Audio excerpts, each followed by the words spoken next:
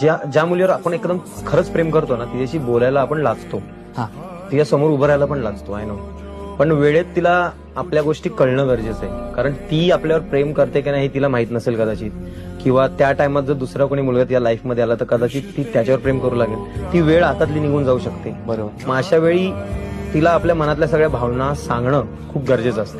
आता जर तू प्रपोज नाही केला तर पुढच्या काही वर्षानंतर तुझ्या एखाद्या मित्रासोबत किंवा तुझ्या दुश्मनासोबत ती पोरगी तुला फिरताना दिसेल, आणि हे फ्रस्ट्रेशन लय बेकार असेल भाऊ. मग तू किती सक्सेसफुल झाला, तू तिच्यासमोर निंजा घेऊन जरी गेला, पण ती त्या नवऱ्यासोबत जेव्हा तुझ्या बाजूने जाईल ना, लय त्रास होईल तुला.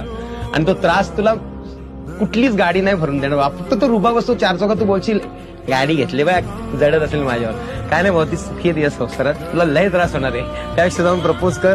आली तर तुझी आहे, आणि जर तू नाहीच बोलली तर मग तुला त्रास तर नाही होणार. मग तेव्हा तुझ्याकडे रुबाब आहे बघ, मग नाही बोलली होती ना, स्प्लेंडरवर फिरते बघ, आपण निंजावर फिरतोय, असं रुबाब होईल. त्यामुळे वेळेत काय तो डिसिजन घे, म्हणजे तुला एक चांगला हे भेटेल, पाथ भेटेल की बाबा हा, नाही बोलली होती तर आता असं बघायचं. हो बोलली, मग निंजावर तिला घेऊन फिर, हा विषय नाही ब्रो.